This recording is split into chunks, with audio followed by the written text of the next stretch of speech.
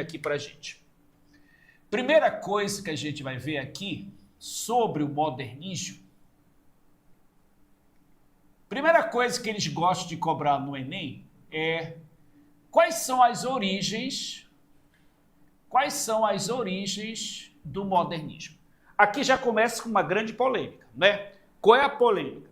Porque aqui existe o ponto de vista das artes, certo?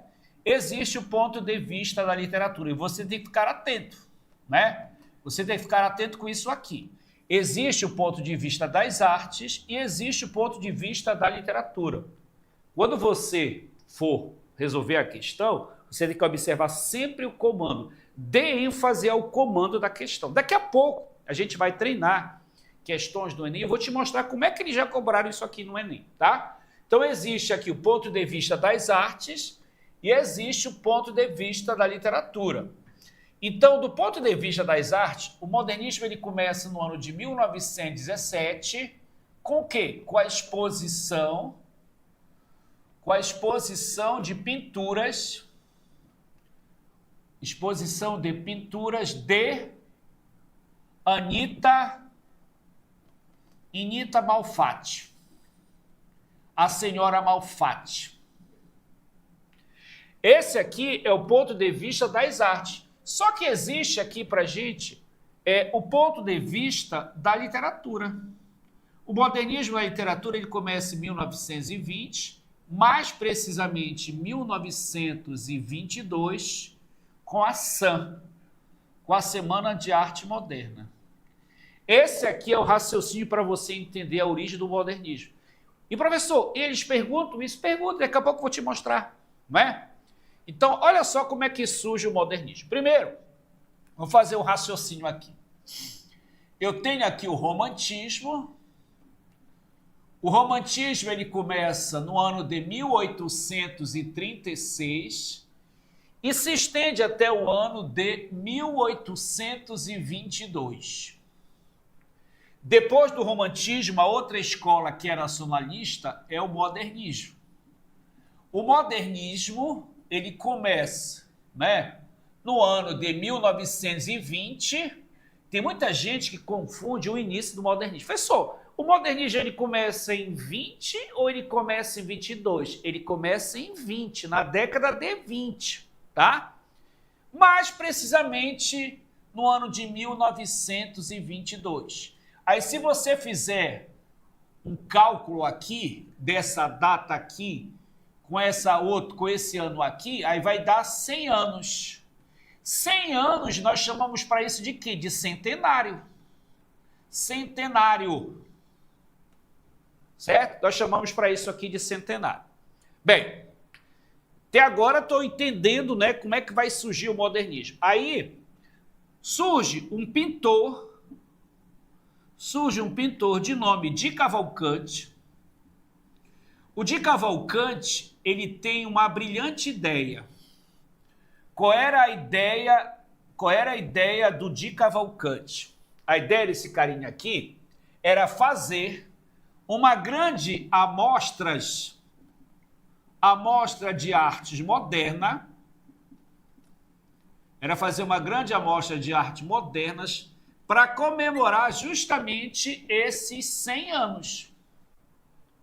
Ele teve a ideia, fazer um evento, uma mostra de arte moderna. Quando você fala de mostra de arte moderna, você envolve pintura, escultura, arquitetura, artes plásticas, literatura, música, dança, teatro. Tudo isso foi o modernismo. E isso, o modernismo ele foi uma modalidade de arte, né? Lógico, como é a Semana de Arte? Foi um evento grandioso, glamuroso, feito para a alta sociedade de São Paulo, ela não poderia ser realizada em um único dia, né? Aí eles fizeram o seguinte, eles pegaram 3 grandes dias, dia 13, dia 15 e dia 17, para comemorar justamente, né, esse evento grandioso. Aí o de Cavalcanti teve a ideia, aí ele chama para compactuar da sua ideia o escritor Mário de Andrade, depois um outro escritor, Oswald de Andrade, Depois ele teve, né, depois do Oswald de Andrade, Mário de Andrade, teve um chamado de Manuel Bandeira. Meus filhos, presta atenção. Não existe prova do Enem, não existe prova do Enem sem Mário de Andrade. Não existe prova do Enem sem Oswald de Andrade. Não existe prova do Enem sem Manuel Bandeira. Porque esses carinhas aqui, eles foram responsáveis pelo surgimento do modernismo. Aí, o Di Cavalcanti teve a ideia, aí ele chama para compactuar da sua ideia o Mário de Andrade. O Mário de Andrade aqui, ele vai ser o executor da ideia. Ele vai colocar essa ideia em prática, né? Qual era a ideia dele? Fazer uma grande amostra de arte moderna justamente para comemorar os 100 anos da independência política. Foi quando eles bolaram a chamada SAM. Pessoal, o que é a SAM? A SAM é justamente a Semana de Arte Moderna. E com a Semana de Arte Moderna, meus filhos, vai surgir aqui no Brasil justamente o modernismo. Então, se você observar, existe o ponto de vista da literatura com relação ao surgimento do modernismo e surge também o ponto de vista das artes com relação ao início do modernismo. As artes falam para você que o modernismo surge em 1917 com a exposição de pinturas de Anita Malfatti. Mas se você perceber, em 1913 aqui, Lazar Segal, ele faz a primeira exposição de pinturas modernistas aqui no Brasil. Então começa muito antes, ó. Lazar Segal, em 1913, ele faz a primeira exposição de pinturas. Aí 13, 17, aí vai chegar aqui em 1920 com o surgimento do modernismo. Para nós, estudiosos da literatura, a gente diz para você que o surgimento do modernismo, ele surge em 1922 com a Semana de Arte Moderna. Tanto é que a Semana de Arte Moderna é importante na criação, né, solidificação de uma arte genuinamente brasileira. Então, para nós, estudiosos da literatura, o modernismo surge em 1922 com a Semana de Arte Moderna. Agora, professor, como é que eu vou tirar essa dúvida na hora que eu estiver fazendo a prova dia 9, que está marcada a nossa prova, dia 9, daqui a 70 dias. Daqui a 70 dias é a nossa prova, não é? Bem, como é que você vai observar? Você vai observar, gente, justamente o comando, né? Você vai observar o comando. Se no comando ele colocasse, do ponto de vista artístico, como é que surge o modernismo no Brasil? Ah, do ponto de vista artístico, surge em 17 com a exposição de Anita Malfatti. Mas se eles inverter, se eles colocar aqui, o modernismo ele surge do ponto de vista literário, em 1920, 1922, com a Semana de Arte Moderna. Então, o que é que você tem que observar? O comando da questão, né? O que o enunciado, né? O que o descritor está pedindo para você. Então, se ele colocar do ponto de vista artístico, é 17. Se ele colocar do ponto de vista literário, é justamente em 22 com a semana, tá? Agora, me diga uma coisa, me colocaram uma vez uma posição assim, mas professor, me diga uma coisa, se eles misturarem, fizerem uma palavra composta, assim, ó, do ponto de vista artístico, literário, como surgiu o modernismo? Eu te falo com toda a propriedade que jamais eles vão fazer isso. Conhecendo essa banca, a banca que prepara o Enem, ela jamais vai fazer isso. Jamais vai fazer isso. Ela nunca vai causar dúvida em você. Nunca você vai ter dúvida. Ou ele vai perguntar para você do ponto de vista artístico ou do ponto de vista literário. Jamais eles vão te cobrar misturando as duas ciências, misturando as duas modalidades numa pergunta. Eles jamais vão fazer isso porque o Enem, né, as respostas são diretas, né? E uma das coisas que eu sempre falei para vocês desde o nosso primeiro dia de aula aqui, falei que vocês têm que, primeiro, quando vocês forem fazer vestibular, concurso, né, primeira coisa que você vai fazer, além de ler o edital, é saber quem é a banca. Por quê? Porque cada banca ela tem um perfil. Vou te dar um exemplo. A banca FGV, quando ela fez a última vez, foi em 2022, a banca FGV, qual é a característica da banca FGV? A banca FGV, ela é considerada uma banca interpretativa. Já 23, 24, que foram os últimos Enems, quem fez foi o Sebrasp. Já a banca Sebrasp tem um outro ponto de vista. Qual é o ponto de vista da Sebrasp? As questões são conteudistas. Então, para você acertar a questão sobre modernismo, tu tem que saber todinha essa origem aqui para você saber, tá? Daqui a pouco eu vou te provar isso aqui, quando a gente começar a estudar justamente o modernismo. Então, se eu perguntasse para você, meus filhos, o que foi o modernismo? O modernismo, ele foi um período literário, tá certo? O modernismo, ele foi um período literário que abrangeu com pequenas variantes todo o século XX. O modernismo, ele foi o resultado das profundas transformações sociais, políticas e econômicas ocorridas na Europa. Foi uma febre em toda a Europa o início do modernismo, né? Quando o modernismo toma a si o encargo de manifestar artisticamente o movimento da nova civilização. Então, quer dizer, professor, que o modernismo ele foi uma revolução nas artes? Isso, porque todos os sonhos, meus filhos, sonhados aqui com os românticos, ele vai ser concretizado aqui. Tudo que os românticos pensavam, né, em criar uma arte que não tivesse vinculação nenhuma com a Europa aqui em 36, vai ser concretizado justamente aqui com o modernismo em 22. Beleza? Bem, vamos começar agora a pegar o nosso material que está disponibilizado para vocês aqui, não é? O material da apostila de vocês aqui, esse aqui. Eu começo assim para você, meus filhos, olha só. O modernismo no Brasil. Fiz um resumo. Por que um resumo? Por que eu fiz um resumo para vocês? Meu filho, não dá para estudar o modernismo, como eu, por exemplo, como eu trabalho. Eu trabalho no ensino médio em escolas particulares, principalmente nas particulares. O que é que eu faço? Eu passo 6 meses estudando o modernismo. Professor, só falta 70 dias para a prova. Não tenho todo esse tempo disponível. É por isso que a gente vai ver isso aqui em um mês. Né? Vamos estudar. Esse é o segundo material que foi disponibilizado para vocês no Google Classroom, né? Então já foi disponibilizado isso aqui para vocês. Esse é o segundo material que eu estou usando do modernismo. O primeiro era o azul e esse aqui é o branco, tá certo? Então vamos lá. Momento sociocultural. Por que momento sociocultural? Porque, meus filhos, a semana de arte, ela não é um evento social, ela é um evento cultural, né? Qual foi o primeiro movimento cultural? Uma vez eles perguntaram assim no Enem, qual foi o primeiro movimento cultural surgido no primeiro momento modernista? É justamente o surgimento da semana de 22 e com a semana de 22, automaticamente, o modernismo. Então eu coloquei assim para você aqui no material. As máquinas, porque você está falando de modernidade, né? As máquinas e o ritmo acelerado da civilização industrial, porque o ciclo econômico aqui é o ciclo da indústria, né? Modernismo é modernidade, não é? Se incorporam à paisagem brasileira. Problemas sociais antigos continuam sem solução, produzindo tensões e conflitos graves. Os meios intelectuais sentem que é preciso reformar o Brasil. Reformar o Brasil. Conscientizar o Brasil, né? Então, vão se acostumando com essas palavras, tá?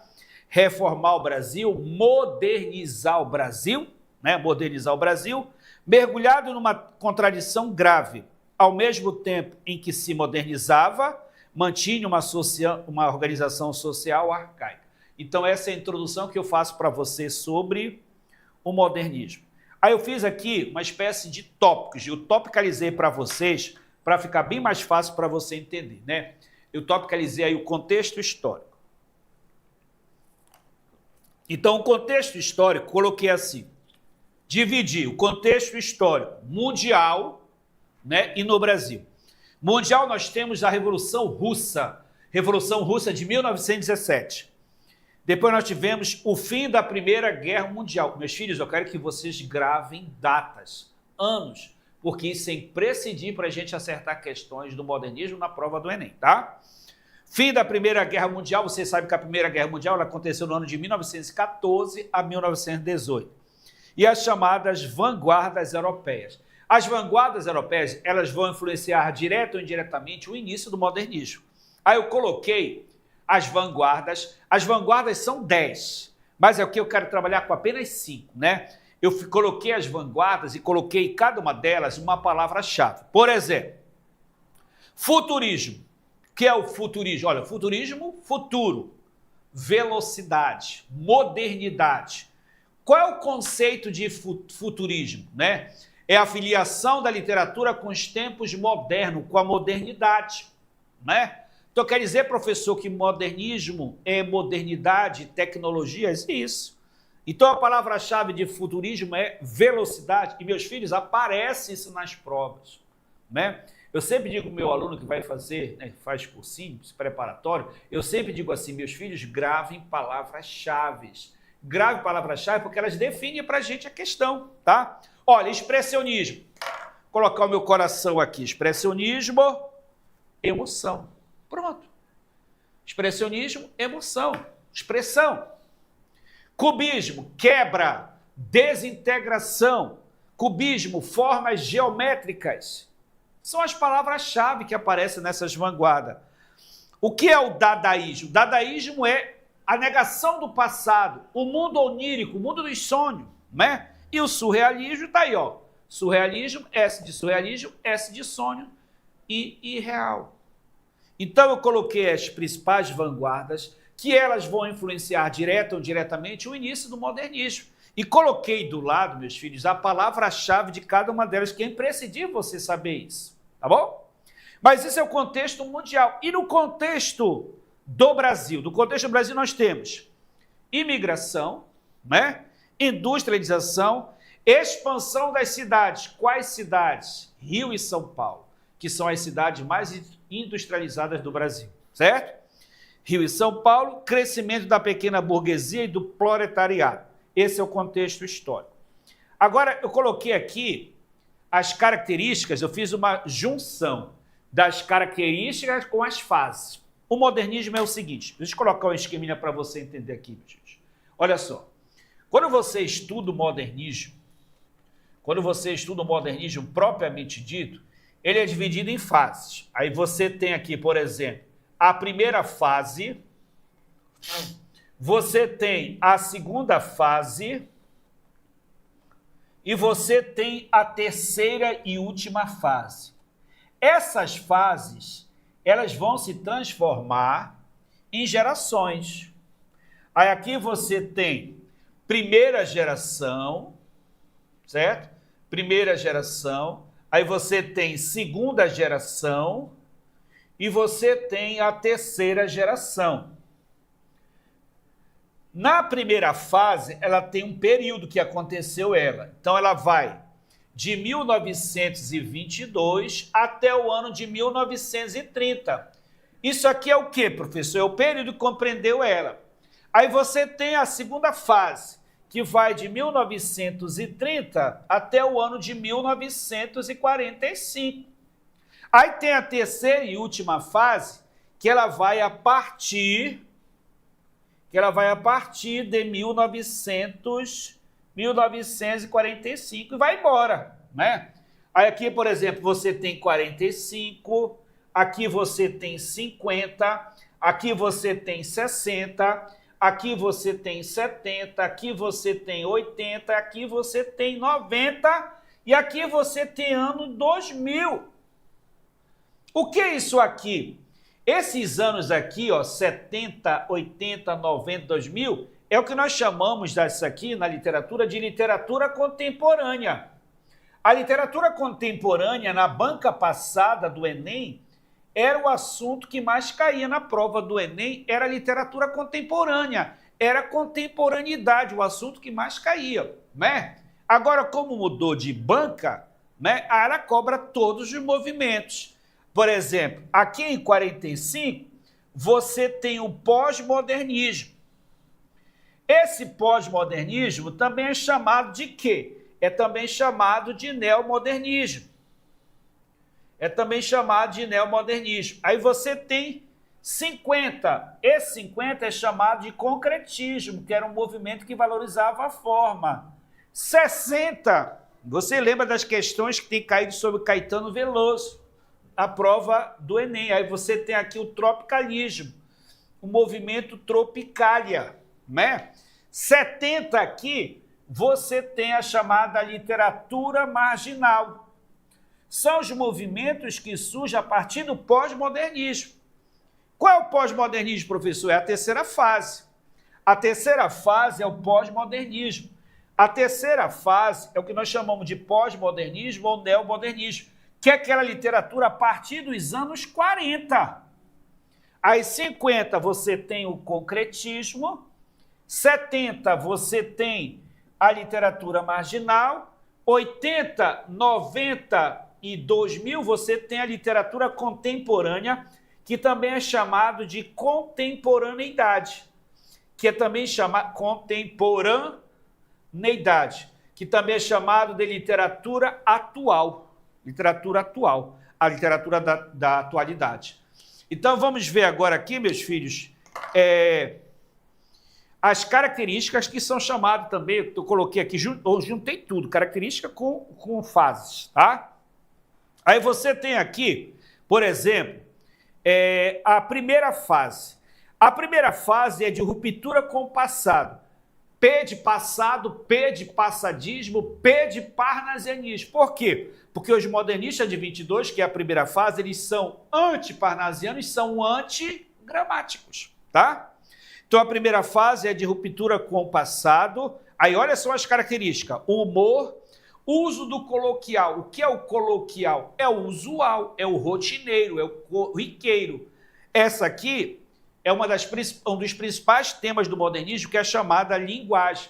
A primeira fase ela vai valorizar uma língua falada pelos povos nas ruas. A língua do povo, a língua errada do povo. O que é essa língua do povo? É aquela língua, meus filhos, que o professor de língua portuguesa, né, aqui o Irle e mais o Silvio, o professor de língua portuguesa te ensina o correto, a gramática normativa te ensina o correto, e você é insistente em falar o português de todos os dias, que é a língua do povo, né?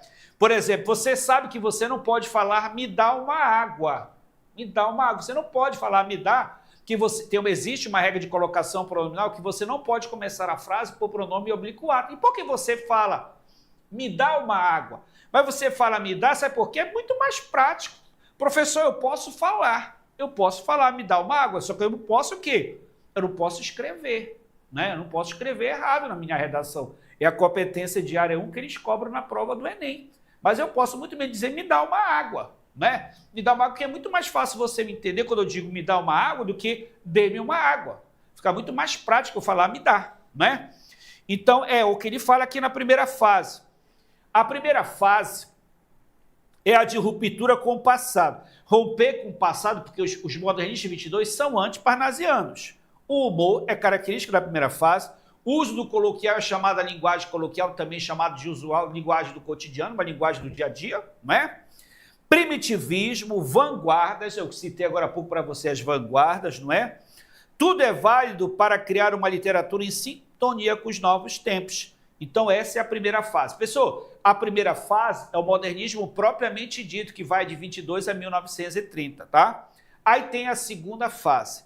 A segunda fase se estabelece o romance regionalista.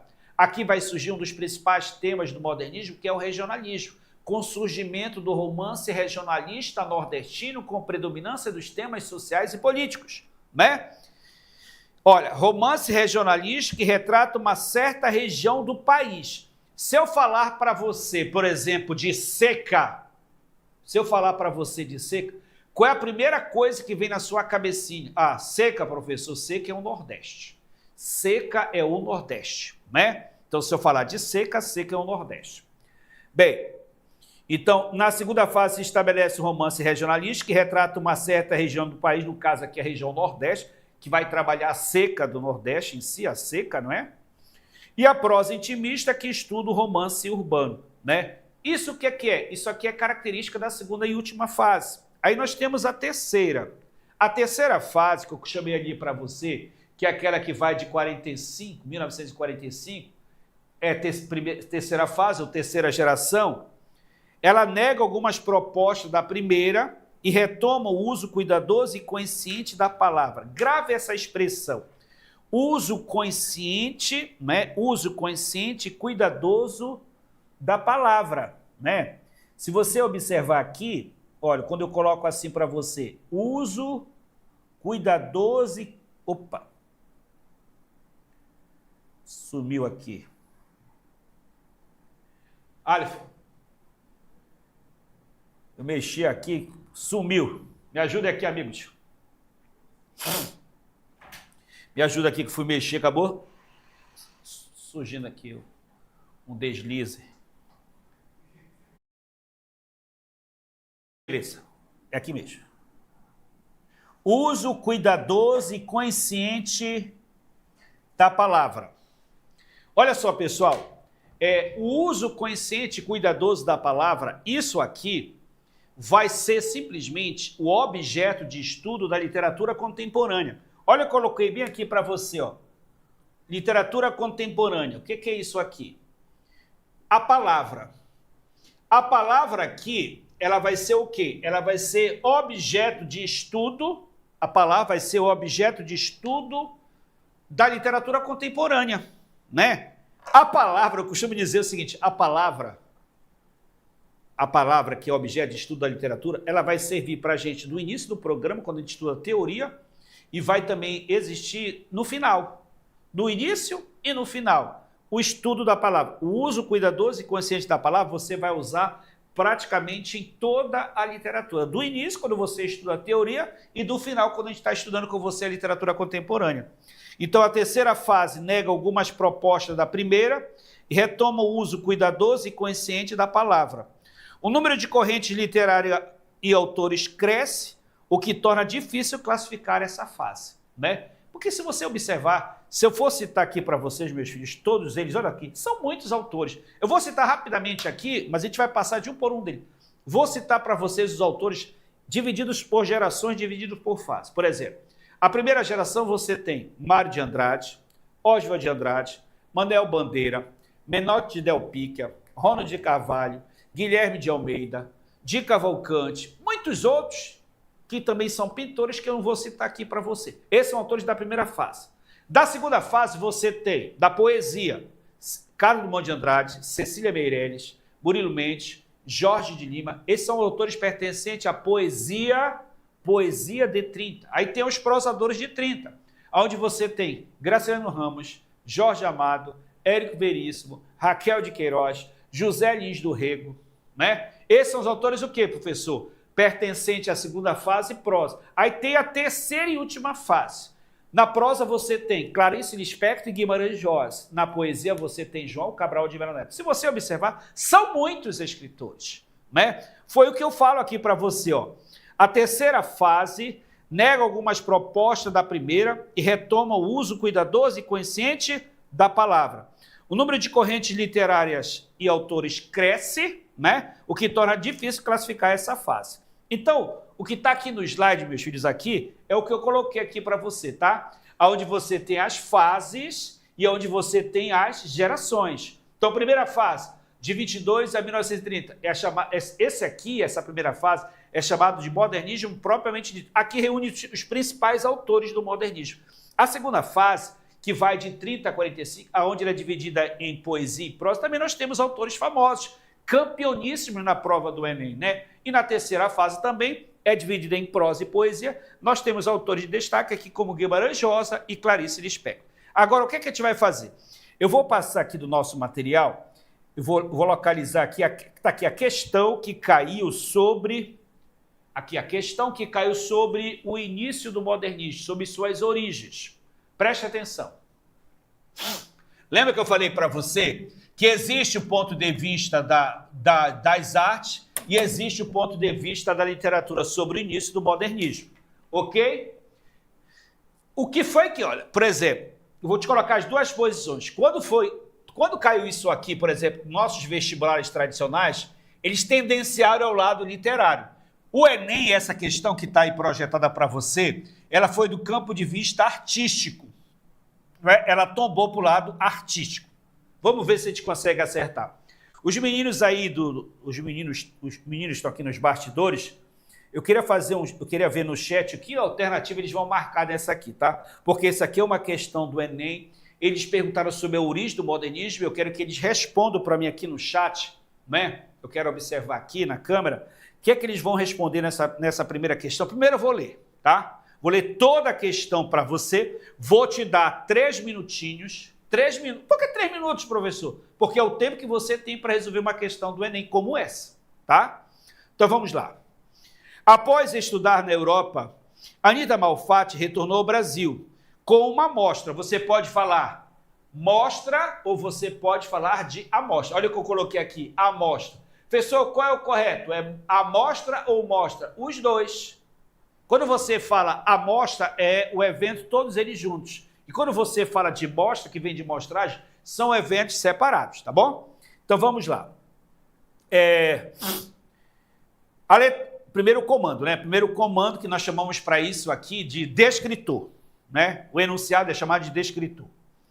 Após estudar na Europa, Anita Malfatti retornou ao Brasil com uma amostra que abalou a cultura nacional do início do século XX.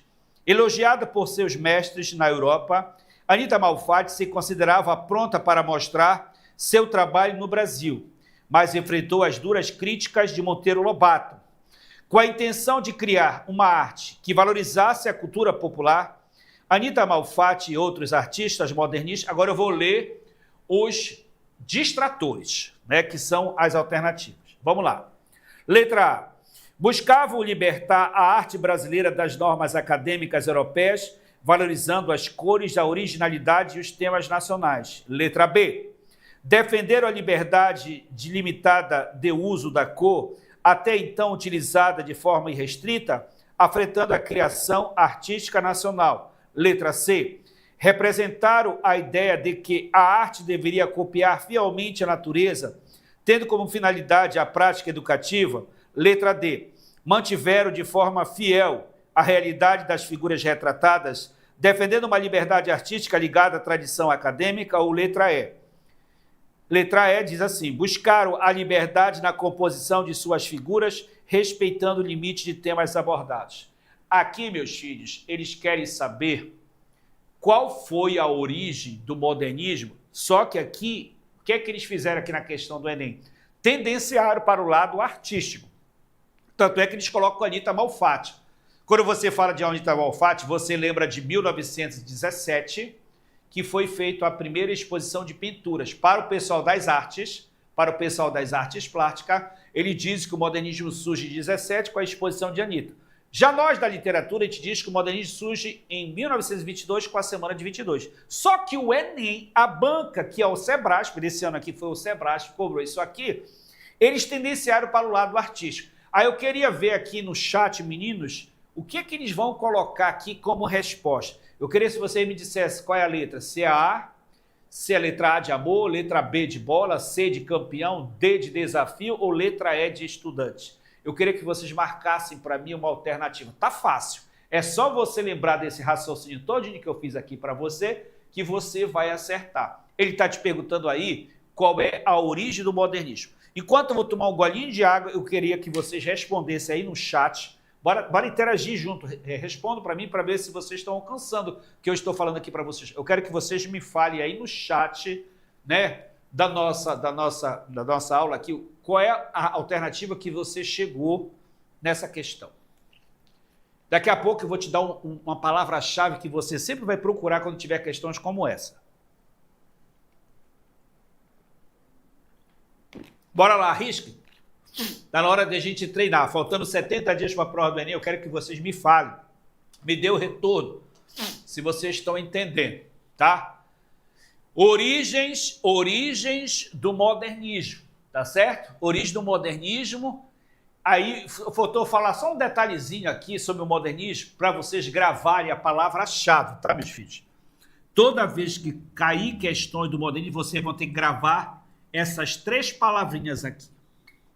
Essas palavrinhas, ela responde essa questão. Quais são as palavras-chave, professor? A primeira, nacionalismo,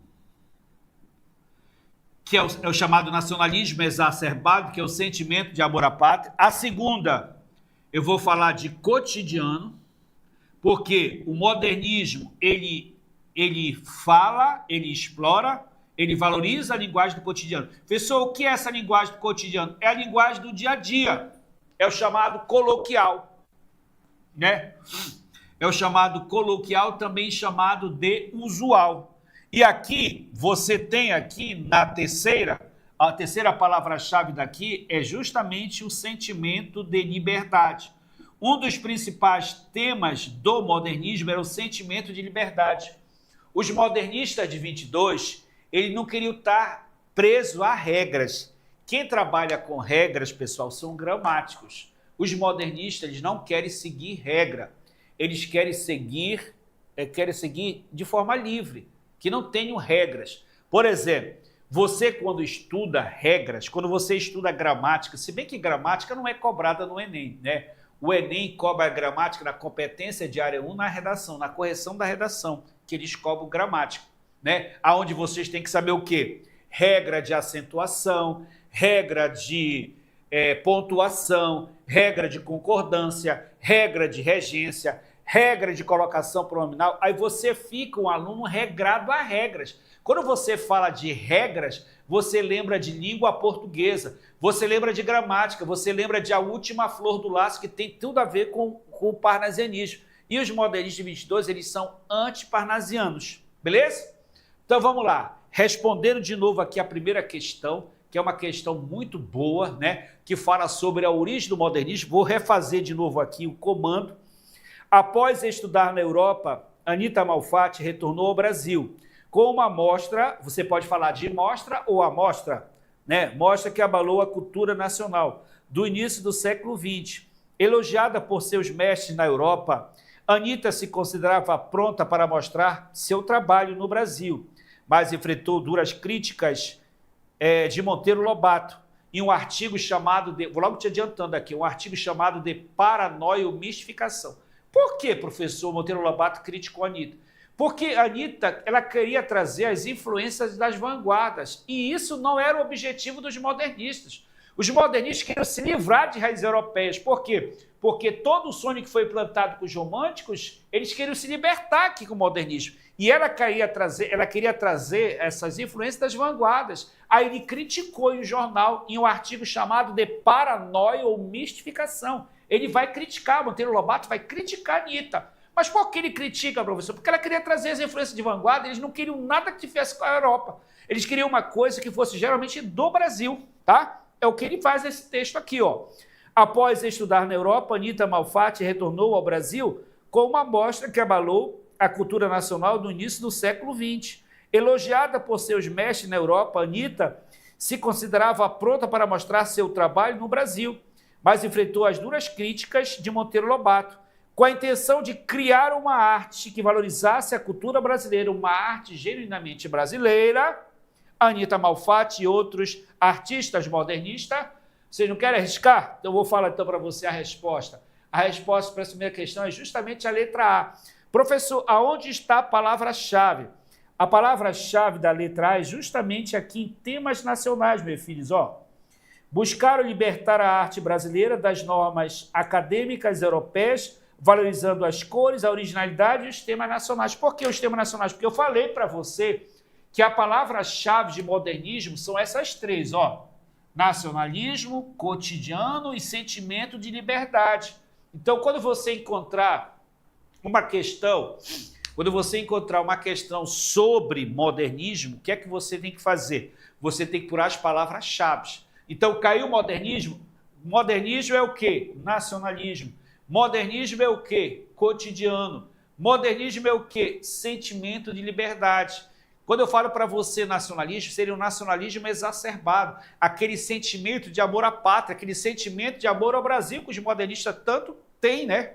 Depois, quando eu falo para você aqui na segunda palavra-chave, que é cotidiano, os modernistas exploram, os modernistas falam a linguagem do cotidiano. Professor, o que é essa linguagem do cotidiano? A linguagem do cotidiano é aquela língua, pessoal, que o professor de língua portuguesa te ensina o correto, a gramática te ensina o correto, e você insiste em falar o português com todos os erros. Esse português com todos os erros é proposta dos Andrades, do Mário de Andrade, do Oswald de Andrade. O que eles queriam, os modernistas de 22? Valorizar uma língua falada pelos povos nas ruas, a língua do povo, a língua errada do povo. A língua do povo é o que nós chamamos de linguagem cotidiana. E quando eu falo de cotidiano, você lembra aqui de uma palavra-chave do modernismo, que é a exploração e a valorização do cotidiano, que você não pode esquecer, tá? E a outra aqui é justamente o sentimento de liberdade. Essa liberdade pode ser uma liberdade total, pode ser uma liberdade formal, pode ser uma liberdade de criação estética, pode ser uma liberdade de consciência criadora, pode ser uma liberdade no vocabulário, ou seja, sentimento total de liberdade. Os modernistas queriam se livrar de regras e padrões da antiguidade. Quando a gente fala de antiguidade, porque o parnasianismo ele retoma valores da cultura clássica. Beleza? Mais uma coisinha que faltou eu falar aqui para vocês, quando eu falo de modernismo de modo geral, é sobre a sua divisão. Olha, eu já escrevi todo o quadro, não tem mais nem espaço para me escrever aqui, né? Mas eu vou dar um jeitinho de colocar aqui embaixo. Vocês vão dando um jeito de copiar o caderno de vocês aí. Olha lá, quando você vai estudar o modernismo, por isso que o modernismo é uma escola gigantesca. Por quê, professor, uma escola gigantesca? Porque ela é dividida em 3 partes. Onde você tem aqui o pré-modernismo, que nós já estudamos aqui em nossas lives, já estudamos aqui o pré-modernismo. Professor, o que foi o pré-modernismo? Foi aquele período ou fase de transição que antecede, que antecipa o modernismo, né? Estou falando hoje no modernismo que eu chamo modernismo PPD. O que é o modernismo PPD? O modernismo PPD é o modernismo propriamente dito, que é o modernismo de 22 a 1930, né? E você tem aqui o pós-modernismo. A próxima questão que eu vou trazer aqui para a gente treinar, meus filhos, é justamente uma questão sobre pré-modernismo. Eles cobram tudo do modernismo. Eles cobram as origens do modernismo. Eles cobram a preparação do modernismo, que é o pré-modernismo. Deixa eu procurar aqui rapidinho a questão que eles falam do pré-modernismo. Está aqui no nosso material. Deixa eu só procurar aqui. Esse material é gigantesco, tá? Então tem tudo sobre o modernismo. Deixa eu só procurar aqui as questões. Cadê elas? Tá por aqui. Achei. Olha só. Essa questão do Enem, os meninos aí, os técnicos, coloca lá na questão para mim. Agora, isso. Beleza. Olha, a questão é sobre pré-modernismo. Vamos ler. Em dia com vestibular e Enem. É uma questão do Enem, tá? Olha o nome do texto. Psicologia de um vencido. Esse texto, Psicologia de um vencido, ele foi retirado de uma obra intitulada de Eu e Outros Poemas, Eu e Outras Poesias. O Augusto dos Anjos, que é o autor desse texto, escreveu uma única obra, Eu e Outros Poemas. Dentre esses poemas, dentre essas poesias, nós temos essa aqui, Psicologia de um Vencido. Para você acertar, você tem que saber tudo sobre esse autor. Augusto dos Anjos é um dos principais críticos ferrenhos da literatura do passado, né? P de passado, P de passadismo, P de parnasianismo, tradicionalismo, academicismo. Então ele combatia direto o estilo parnasiano, né? Aí ele compôs esse poema aqui, ele compôs essa estrutura poética, um soneto, né? Intitulado uma obra chamada de obra completa dele. Vamos lembrar do Augusto dos Anjos. Augusto dos Anjos utilizava expressões não poéticas, como cuspe, vômito, catarro, vermes, para criticar a literatura do passado. Quem é a literatura do passado? É os parnasianos. Por quê? Porque os modernistas de 22, os pré-modernistas também, no pré-modernismo nós tivemos Augusto dos Anjos, no modernismo de 22 nós tivemos Manuel Bandeira, que vão criticar a literatura do passado. Então observa aqui, nas entrelinhas, esse texto. Eu, filho do carbono e do amoníaco, monstro de escuridão e rutilância, sofro desde a epizene da infância a influência má dos signos do zodíaco. Profundissimamente hipocondríaco, este ambiente me causa repugnância. Sobe-me à boca uma ânsia análoga à ânsia, que se escapa da boca de um cardíaco. Já o verme, lembra que ele utilizava expressões não poéticas como cuspe, vômito, catarro e vermes? Está aqui, ó. Já o verme, este operário das ruínas, que o sangue podre das carnificinas come e a vida em geral declara guerra. Anda a espreitar meus olhos para roê-los e há de deixar-me apenas os cabelos na frialdade inorgânica da terra. A obra completa de Augusto dos Anjos. Aí a pergunta que o Enem fez. Meus filhos, Eu tenho uma aula que eu faço com vocês, depois que eu terminar aqui o modernismo, eu vou te ensinar uma estratégia, uma metodologia de como resolver questões de linguagem, né? Para você acertar mais questões de linguagem. Por exemplo, questões como essa, eu não precisava ler esse texto. Esse texto está aqui só para me atrapalhar, para me perder tempo, porque eu já não tenho tempo, eu tenho 3 minutinhos, né, para responder uma questão. E quando você faz a leitura, acabou os teus 3 minutos que você tem para resolver. Acabou os teus 3 minutos. Mas eu nem precisava, eu não precisava saber aí, né, sobre esse texto, tem nada a ver com o texto. O que ele está perguntando para mim aqui, por que que o pré-modernismo foi considerado uma literatura de transição? Ele pergunta aqui, por que que o pré-modernismo foi considerado uma literatura de transição? Ele é uma literatura de transição porque o pré-modernismo ele foi considerado um sincretismo cultural. Professor, e o que é um sincretismo cultural? Sincretismo, movimento sincrético, é a fusão de vários estilos. Então me diga uma coisa, quando o senhor coloca aqui que o pré-modernismo é uma fusão de vários estilos, é uma fusão de que estilos? Vou colocar todos para vocês aqui, ó. Realismo, naturalismo, parnasianismo, que mais? Simbolismo e mais modernismo. Professor, quer dizer que no pré-modernismo eu não tenho autores específicos dessa fase? Não, meus filhos. O que vocês vão ter aqui são autores parnasianos e simbolistas que vão se reunir aqui, que é justamente a questão que eles perguntam aqui, tá? Então quer dizer que movimento sincrético, sincretismo ou ecletismo cultural é a fusão de vários estilos? Ó, realismo, naturalismo, parnasianismo, simbolismo. Olha, quando você estuda, você diz que são esses 5 movimentos. Só que o Enem não considerou os 5. Vamos voltar aqui para a questão de novo, né? O Enem não considerou os 5, só considerou 2. Então vamos ver o que ele considerou. Eu vou ler e você vai me dizer qual é a alternativa correta. A poesia de Augusto dos Anjos revela aspectos de uma literatura de transição designada como pré-modernista. Com relação à poética e abordagem temática presente no soneto, identifique-se marcas dessa literatura de transição como: letra A forma do soneto, os versos metrificados, a presença de rimas e o vocabulário requintado, além do ceticismo que antecipa os conceitos estéticos vigentes no modernismo. Essa é a letra A.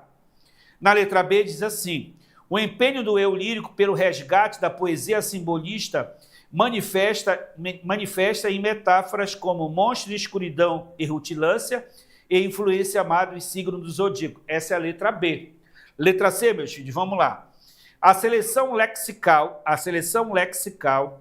emprestada ao cientificismo, como se lê em Carbono e Amoníaco, Epigênese da infância e frialdade inorgânica, que restitui a visão naturalista do homem.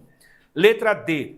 A manutenção de elementos formais vinculados à estética do parnasianismo e do simbolismo, dimensionada pela inovação na expressividade poética e o desconcerto existencial. E letra E, né?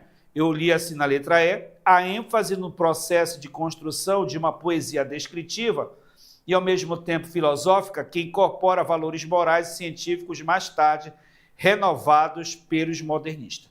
Então, se vocês fossem marcar uma alternativa aqui, qual letra você marcaria dessa questão? Não precisava ler o texto lá da frente, ele não ajuda a gente em nada. Aí ele está perguntando para você por que o pré-modernismo foi considerado uma literatura de transição. Você sabe que o pré-modernismo ele não constituiu uma escola literária de fato, não é uma escola. Se ele não é uma escola, professor, ele é o quê? Ele é uma fase de transição. Ele é uma fase de transição, ele é a passagem do simbolismo para o modernismo. Ele simplesmente é uma preparação para o mais importante movimento que a gente vai estudar aqui, que é o modernismo, né? Então, o pré-modernismo não foi considerado, ele foi considerado um sincretismo. E aonde é a alternativa que aparecem esses estilos aqui? Por exemplo, na letra A, não aparece. Aparece o modernismo. Na letra B, aparece aqui o simbolismo. A letra C, aparece o movimento? Não. Não, aparece o naturalismo. Na letra D, é a mais completa. Vou dar uma dica para vocês. Quando vocês forem marcar uma alternativa, sempre procure marcar a maior e a mais completa. Sabe por que a mais completa? Porque a mais completa é a mais explicada. E geralmente o avaliador, quando ele vai preparar uma questão, ele trabalha na resposta, tá? Então a resposta é justamente a letra D, que é a maior. Olha o que ele diz aí. A manutenção de elementos formais vinculados à estética do parnasianismo, porque ele é um misto, né? Ele é um misto de autores parnasianos e simbolistas. Vou te dar um exemplo. Quando você pega o Coelho Neto, que é um dos principais parnasianos da prosa, ele é o quê? Parnasiano. Onde é que ele vai aparecer? Aqui no pré-modernismo.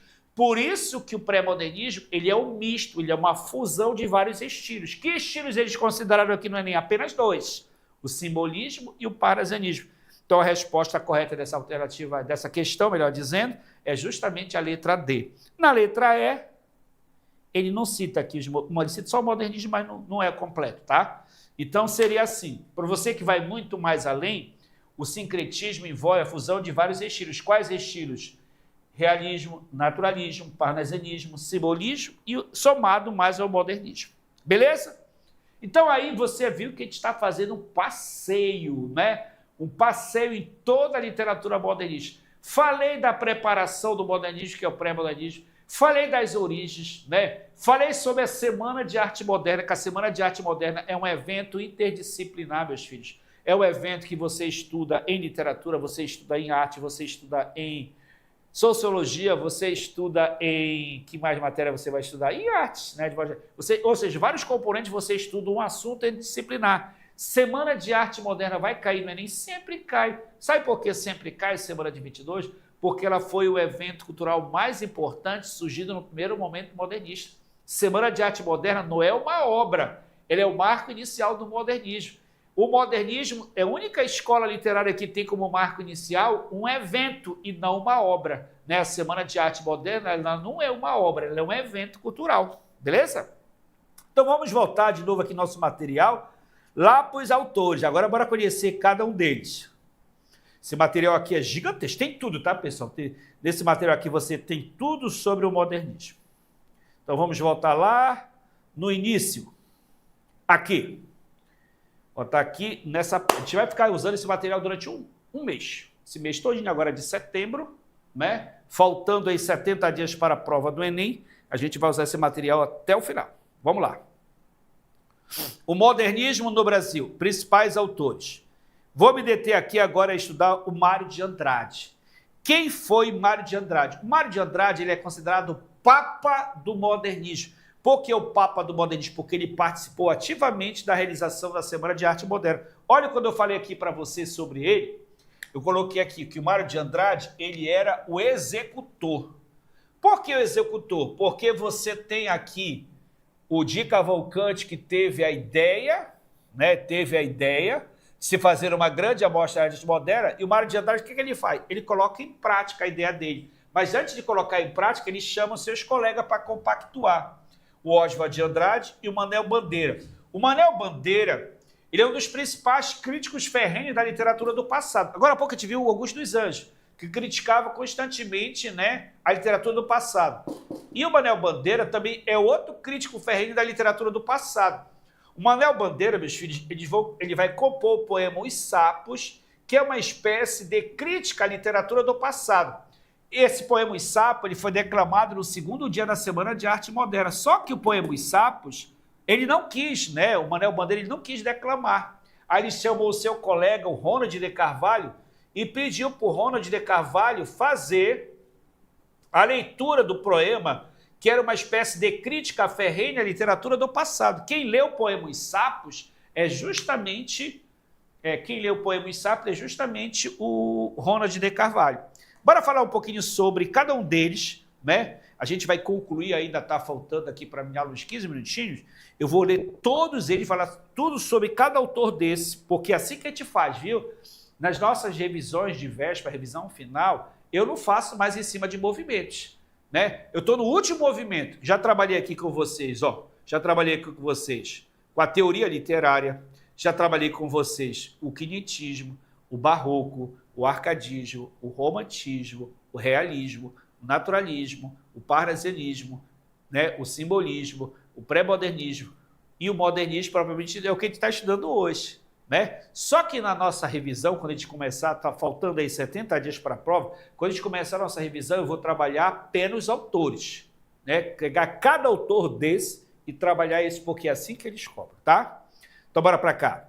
Mário de Andrade deixou uma obra vasta e muito influente, onde os destaques são Paulicéia Desvairada, de 1922, que é uma homenagem à cidade de São Paulo. Ele era paulista, chamar São Paulo de Paulicéia Desvairada.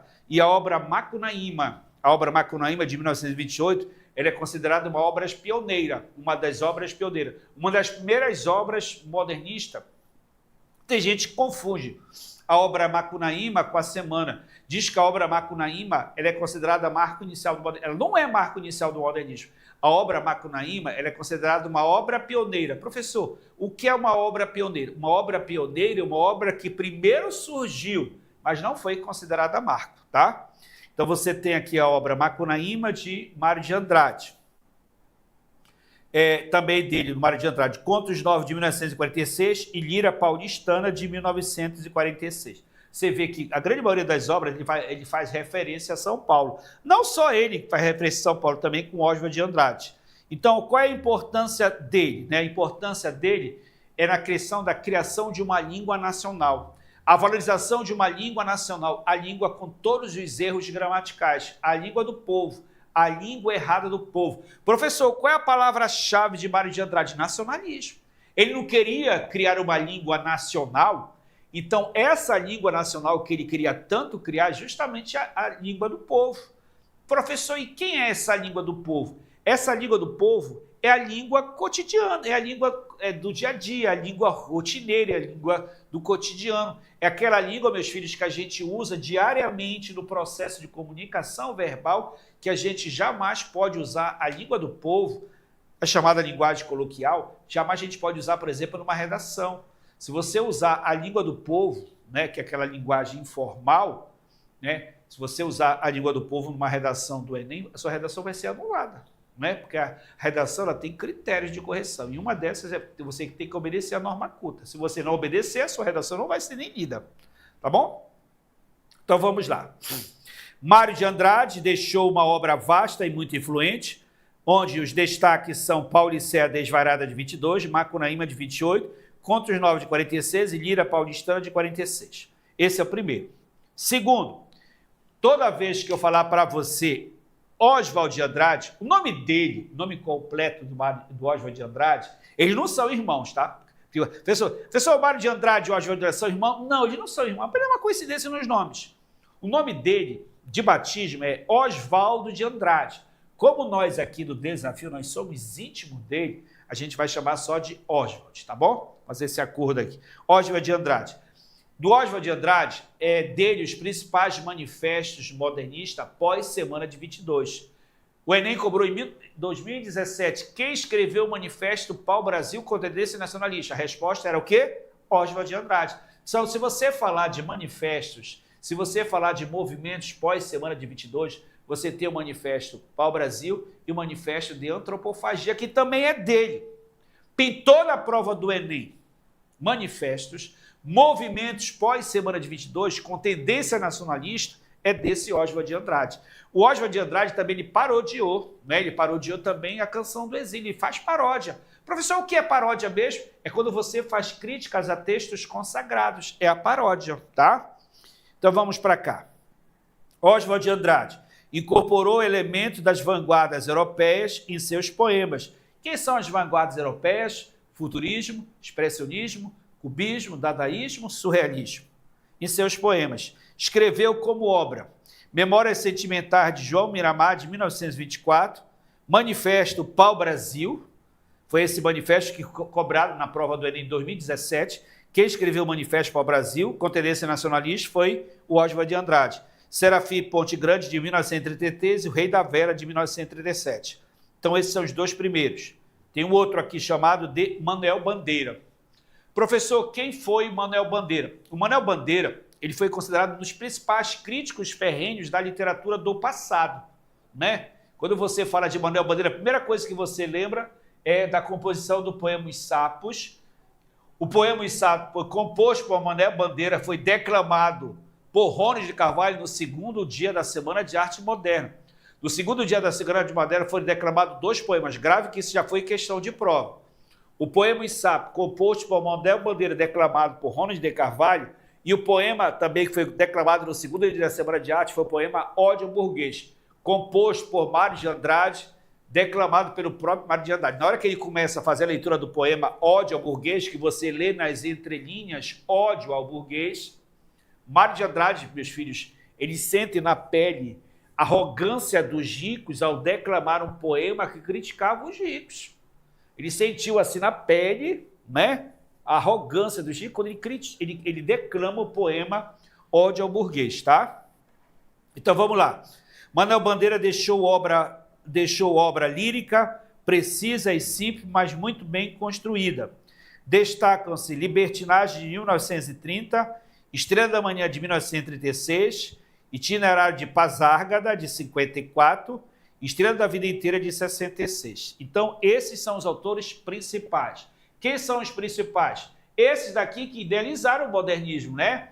Mário de Andrade, Oswald de Andrade, Manuel Bandeira. Meus filhos, não existe prova do Enem sem Mário de Andrade. Não existe prova do Enem sem Oswald de Andrade. Não existe prova do Enem sem Manuel Bandeira.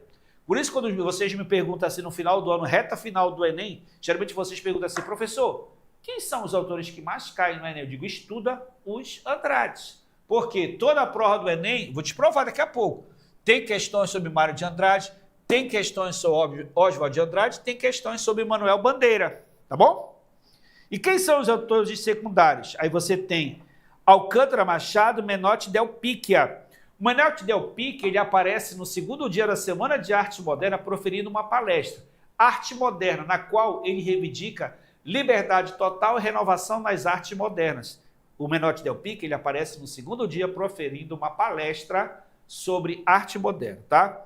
Então, esses são os autores pertencentes à geração de 22. Vamos continuar.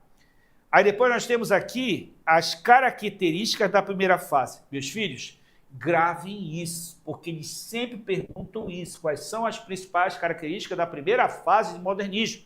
Eu coloquei aqui para você, ó.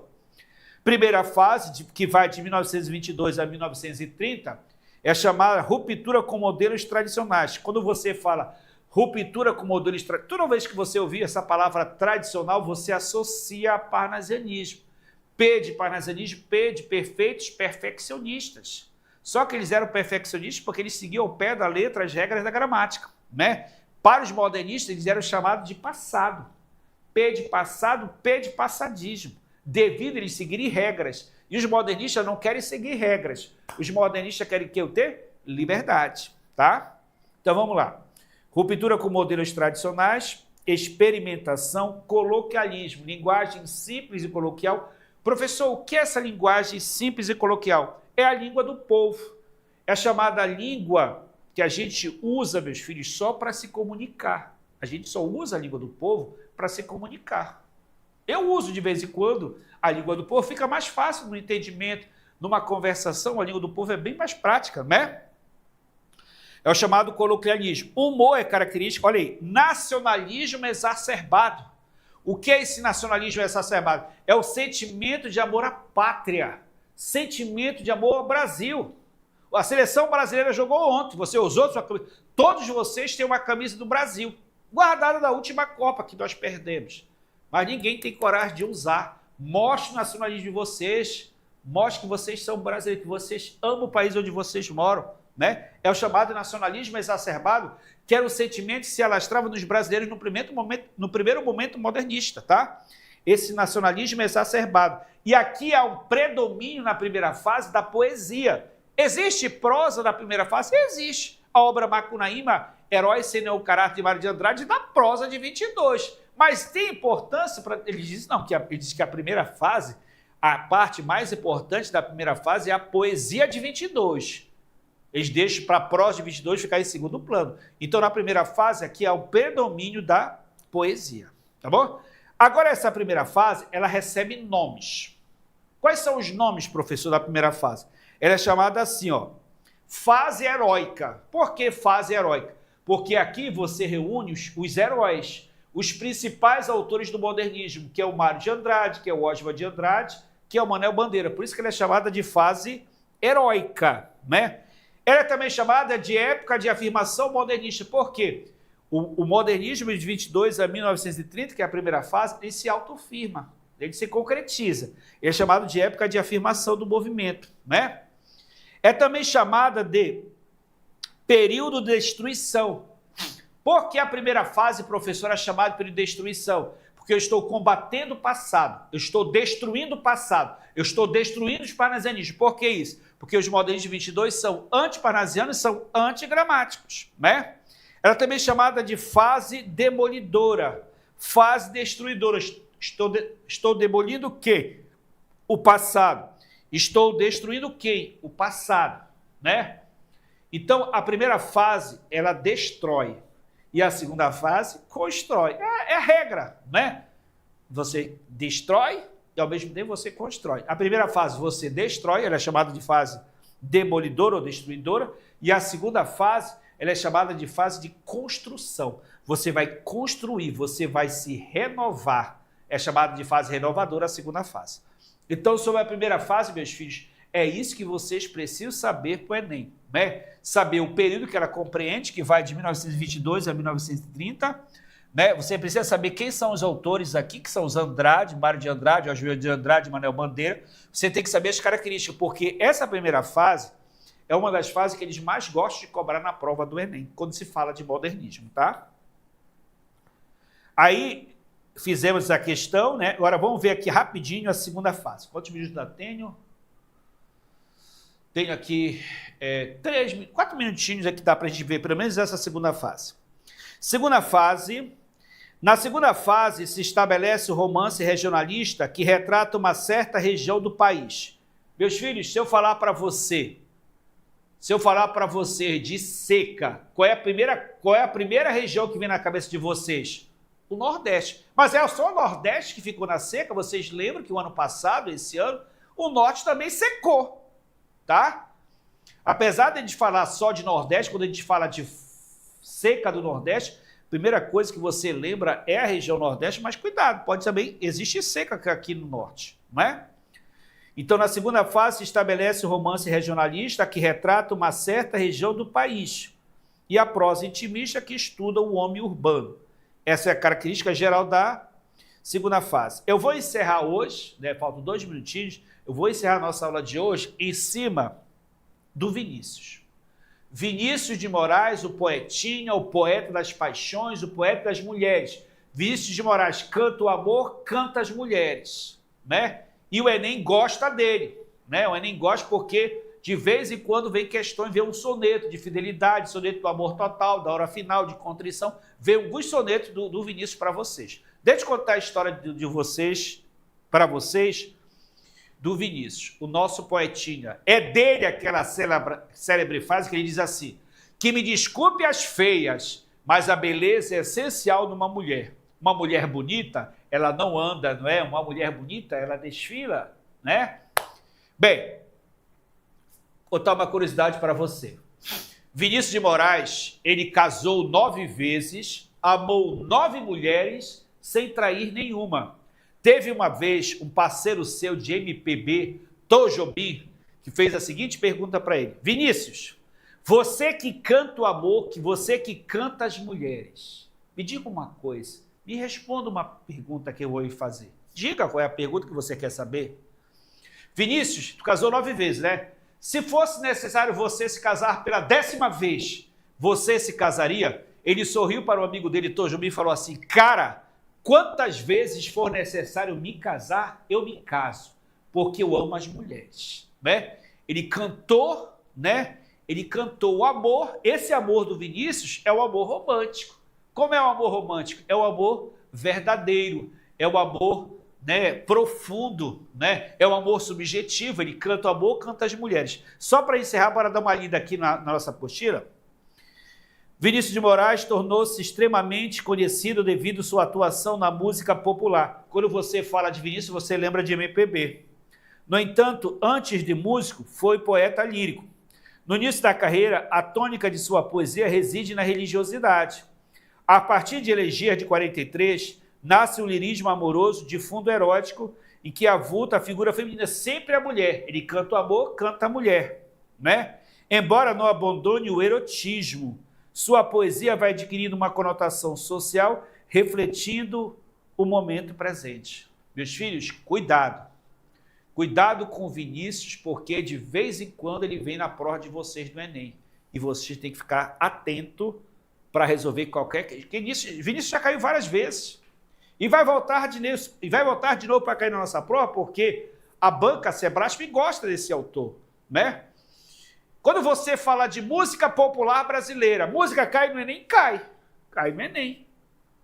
Ultimamente tem caído muito negócio de questões de rap, funk, mas cuidado que o MPB já caiu também, né? MPB, música popular brasileira, onde você lembra de Gilberto Gil, Vinícius de Moraes, Caetano Veloso, toda essa cambada aí da MPB, da década de 60, do tropicalismo, do movimento tropical, eles têm caído direto na prova de vocês, tá? E o Vinícius é um cara que sempre cai. O que é que você tem que saber? Que Vinícius de Moraes prega o amor, né? Ele prega o amor romântico. Como é o amor romântico? É o amor subjetivo, o amor verdadeiro. E alguns textos dele, ele se aproxima do romantismo, né? Ele se aproxima do romantismo porque ele prega algumas características do romantismo. E uma das características do romantismo que ele prega vai ser esse cantar o amor.